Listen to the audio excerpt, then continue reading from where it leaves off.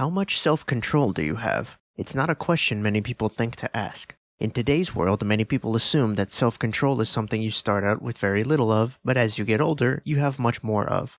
It's a comforting thing to think that the components which make up you are largely within your control, and yet, I don't think that's an honest picture of what's going on. Of course, you have determinists and those who believe in predestination, who think that free will is basically non-existent and that no one really has any control over anything. I'm not a determinist, but I do think that people in general have much less self-control than they would like to believe. In this episode, I'm going to be discussing the psychological concept of self-control. What is self-control in the first place? How much are you born with, and how much do you develop? Is it possible to change one's own amount of self-control? But before we get too deep into the weeds, there are two important terms we obviously have to discuss: self and control. The self is something that could be debated for ages. If a single bacteria on your body dies, are you no longer yourself? If you lose a limb, are you no longer yourself? How much of your body constitutes you?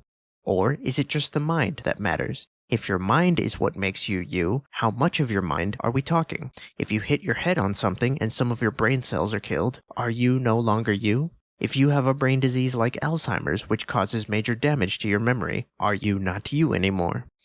Even if you believe that the brain alone is not the same thing as the mind, at the very least we know that brain function is tied to the mind and to mental functioning. In any case, these are all questions with no clear answers. However, there are things which are traditionally associated with the self. The first, and arguably most important part of the self, is consciousness. Without it, you wouldn't even be considered human. Think of every zombie movie you've ever seen, or any game with zombies. In these movies and games, killing zombies is almost always a completely normal thing. The morality of killing zombies is rarely questioned. Why? Because a zombie has lost its normal human consciousness. Or think about this. When a doctor or medical examiner pronounces someone dead, what do they base that on? Your body might still be functioning, but when a doctor pronounces you dead, it's because your brain has stopped working. And when your brain stops functioning, you are no longer capable of consciousness, at least presumably. This suggests that consciousness plays a key role in determining what a human life is and what the self is. Without your conscious experience of the world, you probably wouldn't even have an idea of the self. What then is control? Control is defined in Webster's dictionary as to exercise restraining or directing influence over, as well as power or authority to guide or manage. Like I mentioned at the start, there are determinists who believe that nothing is really in your control, because according to determinists, all occurrences in the universe are basically predestined. But even if you're not a determinist, it's still hard to pin down precisely what you can control and what you can't. You could say, I have control over my finger, but if your finger is not attached to your body, or if you're paralyzed from the finger down, then you probably can't control your finger very well. Certain conditions have to be met for us to have quote-unquote control over our finger, which means we clearly don't have total control over it. So if having control doesn't mean having absolute power over something, then what can we control about ourselves? In my opinion, the first and most important thing that we have some control over are our decisions. But what is a decision? As it so happens, I wrote a chapter of my book on this subject, so instead of re-explaining that, I'm just going to read directly from my book. This will be a little bit of a detour, but I promise you, it will be relevant. That said, I define a decision as an action selection process normally resulting in an action which A. can't be wholly explained by factors, forces, or processes outside of or not originally part of the action taker, and which B. appears non-inexorable to the action taker. Now I understand this definition might seem complicated at first, but we'll walk through it step by step until it makes complete sense. Let's start with the first part of the definition, an action selection process normally resulting in an action. I probably don't have to tell you what an action is. I defined action in the last chapter as any broad physical movement, concerted change, or patterned behavior an entity engages in, but that's just technical speak for something that you do. In fact, pretty much anything that you do or that any organism does can be considered an action. Therefore, action selection is obviously just the process by which an entity selects actions. And of course, when you select an action, you usually end up carrying out that action if you can, which means decisions normally result in actions. Because of this, people often think of decisions as being a certain kind of action. However, the actions which stem from decisions aren't just any old actions. Rather, decisions result in special kinds of actions. What kinds of actions, you ask? Actions which can't be wholly explained by factors, forces, or processes outside of, or not originally part of, the action taker. Here's the easy way of thinking about this. If something in the world makes you act a certain way, as in physically makes you, that action was definitely not a decision or a result of decision on your part. The only actions which could possibly be decisions are actions which were not forced to happen by an outside factor or process. Decisions can, of course, be influenced by outside factors. For example, if you heard a sudden loud sound behind you, you'd probably want to turn around to look at who or what is making that sound. But when a behavior is completely a result of outside factors, if the entire movement can be explained by an external physical force, then we know that that behavior wasn't decision-related. There's a whole bit about causation, but for the sake of time, I'm going to skip that. The last part of the definition says, action which appears non-inexorable to the action taker. So what does this mean? What is inexorable? Really, inexorable is just a fancy word for unstoppable. Therefore, non-inexorable means not unstoppable. So basically, if something appears non-inexorable, that thing appears like it can be stopped. This might sound like a small technicality, but it's actually extremely crucial, because every action we associate with decision is something that appears like it can be stopped by the person or thing taking the action. I'll show you. If we saw someone tossing a ball up and down, most of us wouldn't view the ball itself as a decision maker, because the ball is simply reacting to physical forces enacted on it. The ball cannot stop itself from being tossed. However, the person tossing the ball is normally viewed as a decision maker, because the person can stop themselves from tossing it at any moment if they wanted to. At least we assume. When something can't be stopped, we never view that thing as a decision. If a meteor was hurtling towards a planet and then crashed into the planet, we wouldn't view the meteor or the planet as decision makers, because neither the hurtling nor the crashing could presumably be stopped by the objects involved. Here's another example. Let's say you're walking down the street at night, and out of nowhere someone approaches you, points a laser pointer at you, and tells you to hand your wallet over. And instead of resisting, you proceed to give them your wallet. Most people would look at your behavior as a decision. Why? Because even though your actions are being coerced, it is still possible for you not to give the thief your wallet, even though it may mean getting lasered. In other words, you could stop your own behavior if you really wanted to. But let's say, instead of holding a laser pointer, the thief is wielding a futuristic high-tech device that can control people's minds, and then, using that device, the thief commands you to hand the wallet over. In that case, most people wouldn't view your behavior as a decision, because in that hypothetical situation, it'd probably be impossible for you not to hand them your wallet. In both cases, you're performing the exact same action, but only one of the actions is viewed as a decision, the one that you can presumably stop from happening. There's another bit about internal processes, which I'm also going to skip.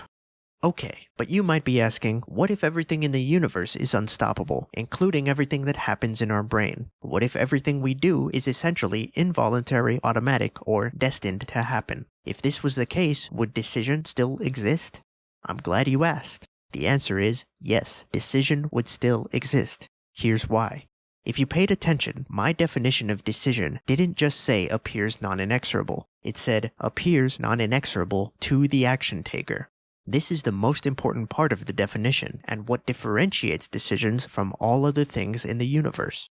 Think about it. Whenever you do something that you think of as a decision, like picking up a glass of water, that action won't just seem stoppable to others, it will also seem stoppable to you. When you move your arm to pick up a drink, even you unconsciously and instinctively assume that your movement can be stopped.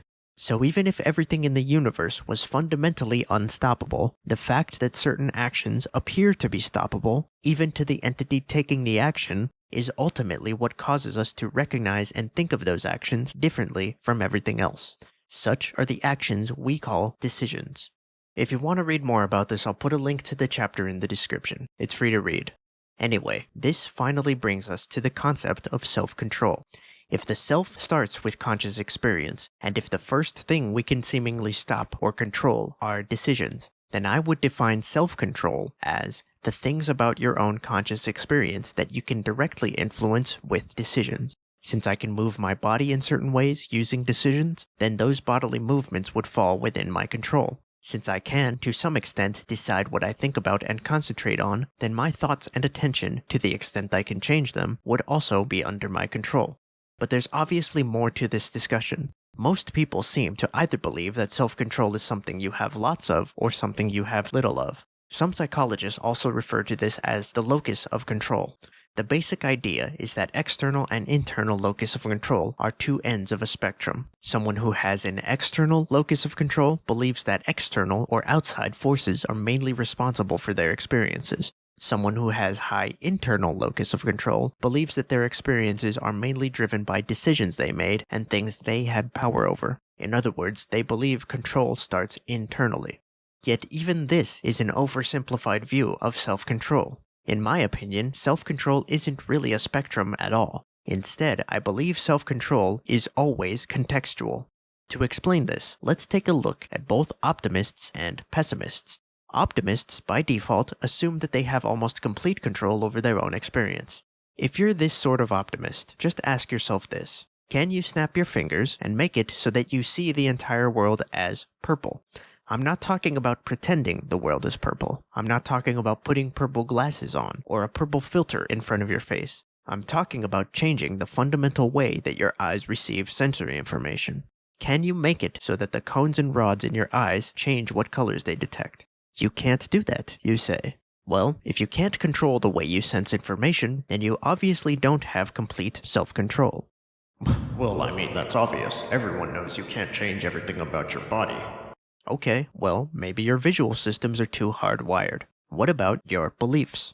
If you're a Democrat, can you snap your fingers and instantly turn yourself into a full-fledged Republican? I'm not talking about pretending to be a Republican. Can you snap your fingers and make it so that you genuinely hate immigration and abortion, to the point where you actually feel those things are wrong, and then live the rest of your life based on those feelings? Or maybe you're more inclined towards the right. If you're a Republican, can you snap your fingers and turn yourself into a full-on communist? Someone who believes that all resources should be distributed equally, and who believes in equality above all else. I'm not talking about pretending to be a communist. Can you actually change what you fundamentally believe in a dramatic way with the snap of the fingers? Alright, fine. Maybe beliefs are also too difficult. What about preferences? If you're someone who hates the sound of nails on a chalkboard, can you snap your fingers and make yourself like that sound? If you hate the smell of rotten milk, can you make yourself like it? What this shows us is that many properties of your mind are not totally within your control, and yet every single one of these properties will affect your experience of the world.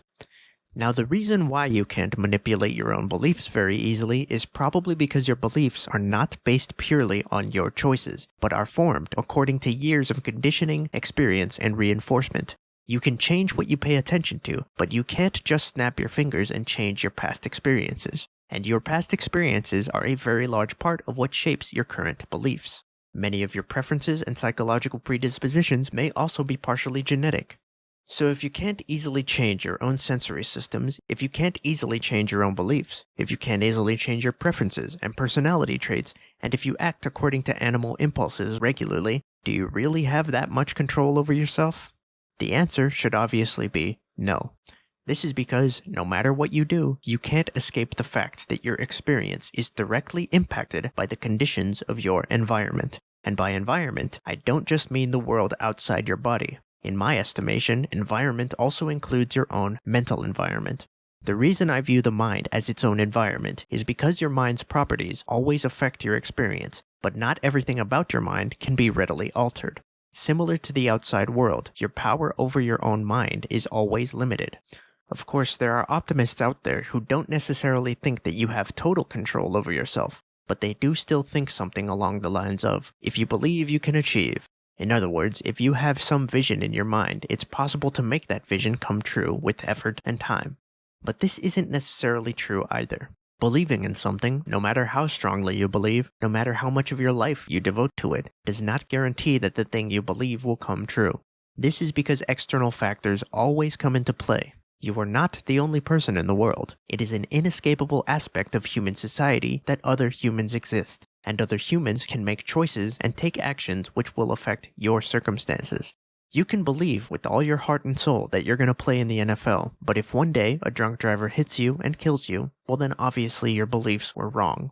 It's an extreme example, but others can affect you in smaller ways as well. If someone rejects your application to college instead of accepting it, that will have some impact on the trajectory of your life. The point is, other people exist, and because others' actions can affect your situation, it means that your capacity to do what you want in this life will be affected by the action or inaction of others. And no matter what you do, other people and their actions are part of your environment. Now, it is true that belief is required to accomplish most things. You can never build a business if you don't believe it's possible to build a business, because if you don't believe it's possible, you'll never take the actions necessary to build it. But belief alone is not sufficient, because beliefs alone don't alter reality. Think about it. If beliefs were the sole factor that determines how reality is shaped, then it would mean every person's beliefs must somehow be correct, which isn't possible. If one person believes God exists everywhere, and another person believes God doesn't exist and has never existed anywhere, both of them can't be right. It's simple logic. Someone's beliefs have to be wrong. And if your beliefs can be wrong, then it means beliefs are not the only thing which determines the structure of reality and the outcomes of your life. Beliefs with actions can improve your chances of accomplishing something, but again, it depends on what you're trying to accomplish as well as your particular position, your particular body, your personality, your mental faculties, as well as your social standing with others. In other words, environmental conditions still have a say. What about pessimists, the people who think that nothing or extremely little is in their control? Well, that's a whole different story. On one hand, these people are usually correct in assuming that you can't control everything about your own experience. Also, there are cases where individuals have much less self-control than others might assume. The problem is, pessimists usually won't admit to or take responsibility for the amount of control they do have, using their pessimism as an excuse for apathy or inaction. If what I just said about the optimist is true, then the reverse must also be true. If others' actions affect your circumstances and what you can do, then it must also mean that your actions affect other people's circumstances and what they can do. If other people's actions are part of your environment, then it means your actions must also be part of their environment. The only way to deny this is to believe that you can't make decisions or take actions at all, which, unless you're in a coma or chained to a radiator, is probably untrue. The majority of people, the majority of the time, do have some capacity for decision and action. Now, there are people who have much less relative control than others. For example, small children have much less control than their parents when it comes to what happens to them. Children can arguably take some actions and make some decisions, but the actions children take are very likely to be influenced by their social environment, because the brains of small children are highly malleable. However, if we're talking about adults, most people have some degree of control over themselves and their environment. Many of them don't have the levels of control they want, and there are plenty of cases where that dissatisfaction may be justified. But typically, even extreme pessimists have some control over themselves and their environment, simply because they can make decisions and take actions which affect others. And the truth is, I think a lot of the time, pessimists have more power than they'll admit to. It's just that they usually don't attempt to exercise that power. Extreme pessimists have generally lost belief in their own agency. And of course, if you have no belief in your own agency, you're never going to do what's necessary to exercise or increase your agency. These people could probably change many aspects of their environment and their mind if they were willing to stick to a plan and continually change their approach until they found something that worked. But they don't do that, because they don't believe it's possible, and because they don't believe, they don't act. So if optimists are usually overly optimistic about their levels of self-control, and if pessimists are usually overly pessimistic about their self-control, and if self-control is connected to your ability to influence the environment, then it brings up a pertinent question. Which parts of your environment can actually be influenced? Well, I view it like a giant rubber band. Imagine a rubber band so big that you can't jump or climb over it, and you're stuck in the middle. You can push on the insides of the rubber band and expand it ever so slightly. Over time, you realize that if you push on a certain spot over and over, that part of the rubber band will expand more and more. Other parts of the rubber band will still be more rigid, but the part you keep pushing on gets more bendy the more you push it. Basically, the rubber band represents your environment, and each piece of the rubber band is a different part of the environment that affects you. You can never break free of the rubber band completely, just like you can never escape the influence of the environment, but you can sort of expand different parts depending on how you push them. So which parts can be influenced, and how much can we influence them? Well, it depends on the person. I believe that each person has a different rubber band, with more and less malleability in different areas, which can be expanded in different ways, and it all depends on that person's situation.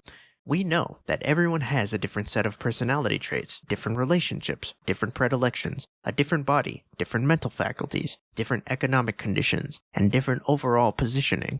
The sum total of all these things is basically what makes up your rubber band. Now, the only way to expand a certain part of the rubber band is to actually try to expand it. And usually it's not just about trying one thing and then quitting. Typically, you need the correct approach. And if you don't know what the correct approach is, you'll have to keep trying different things and different types of things until something works. And even when you can expand a certain part of the rubber band, the amount you can expand that part and the way in which it expands depends on your particular situation as well as the approach you took. You don't always get to choose how the rubber band expands. And the reason is because your rubber band is typically going to interact with other rubber bands. And when that happens, it can have an impact on the shape of yours, or theirs, or both. In other words, the walls of your rubber band can be moved from both the inside and from the outside. As an adult, you do have some say in which parts make contact with others. I can sometimes rotate my rubber band so that a certain part touches or doesn't touch someone else. For instance, if someone cuts in front of me in line, I can choose whether I want to show them my angry side or my nice side. If I know an answer to a question in class, I can choose whether I want to say the answer out loud or stay quiet. How the rubber bands are affected depends on which parts of the rubber bands touched. Now, when you're a child, your rubber band is going to be more malleable and more pliant in most areas. The problem is, when you're a child, other people are usually the ones determining the shape to a large degree. The older you get, the more of a say you have, but the harder the walls are to move. This is why, if you want to change something about your rubber band, it's usually best to start as soon as you can. Another problem is that you can only push on one or two parts of the rubber band at any given time, so you have to choose which parts of the rubber band you want to spend time on. And lastly, the shape of the rubber band is going to change even if you do nothing. Sometimes those changes will happen suddenly, sometimes those changes will happen slowly, and they won't all be changes you want. But one thing that's undeniably true is that time is always moving, and because time affects the environment, it means environmental conditions are always moving, regardless of whether you're aware of it or trying to influence it. Now, I get that this rubber band thing is a weird example, but I think it's a more accurate version of self-control in general than the locus of control idea. Now, before I end the episode, there's one more issue I want to talk about, and it's an issue no one really talks about when it comes to the subject of self-control, which is that many aspects of psychology are connected, even if it's not always obvious. For example, your beliefs are in fact influenced by your personality. If you're someone who's predisposed toward anxiety, you're more likely to be less trusting in many situations. Also, the things you believe can influence your body's reflexive responses. For instance, it has been well documented by law enforcement agencies that people who have low self-esteem are far more likely to carry themselves in certain ways. They're more likely to avoid eye contact. They're more likely to react to pressure differently than confident people. Even if you're not aware of what you're doing, your body's natural responses have a tendency to reflect your belief system. So if many aspects of psychology are connected, it would stand to reason that the control you have in one area of your life might be connected to other things about you. If you believe you are powerless to control something about yourself, that powerlessness probably carries over to other things, such as your body language and the ways in which you communicate with others. Also, because your rubber band makes contact with other people's rubber bands, what this means is that your psychology will be intertwined with other people's psychology. You can't escape it. For example, we all know that your past experiences shape your current temperaments and predilections. But the thing is, your past experiences probably didn't happen in a vacuum. How others treated you in the past was probably connected to how you came across to those people. And the way you came across to those people had to do with their predispositions and past experiences at the time of that interaction. Unless you were born in an environment with no people, this will likely be true. In conclusion, pessimists are generally over-pessimistic in their views on self-control, which in my opinion is actually a hopeful message. It means that you're usually capable of more things than you think, even at the lowest points in your life.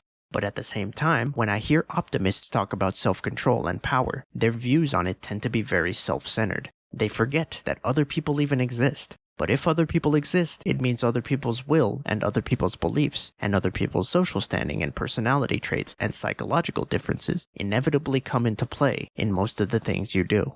No one person gets to have unilateral authority over all parts of the environment, and if they did, it would mean your desires and your will would be suppressed. Ultimately, the amount of self-control you have is not a black and white picture. There are always parts of yourself and your environment you have more influence over and parts you have less influence over, and that context is different for each person. To deny this would be to deny the very complexities that make human life human. And that's really it for the episode. I know this one took a while to get out, but at this point, that's pretty much the norm. By now, you've probably figured out that I'm not exactly fast with any of my work. I take my time with my episodes, for better or for worse. My hope is that the quality and originality of these episodes will make up for the slow release times. If you enjoyed this episode, give it a thumbs up and subscribe to this channel on YouTube if your heart so desires. These episodes are also available on Spotify, but lately I've been wondering if I should even bother uploading to Spotify. Literally, no one listens to me there. And not only that, but for some reason, whenever I try to upload my audiobook to Spotify, they keep taking it down. There's no offensive or copyrighted content in the book. I mean, YouTube let me upload it for Chris's sake, and YouTube has a much harsher copyright system. But Spotify won't let me upload the thing. So if I can't have my most valued piece of content on my podcast, and if no one's even listening on that platform, why would I keep uploading there? The only reason to keep my podcast on Spotify is maybe just as a backup in case my YouTube channel goes down. But the thing is, if YouTube went down, couldn't Spotify go down just as easily? Whatever. Anyway, as usual, it will take me a good minute to get another episode out. See you in the next one.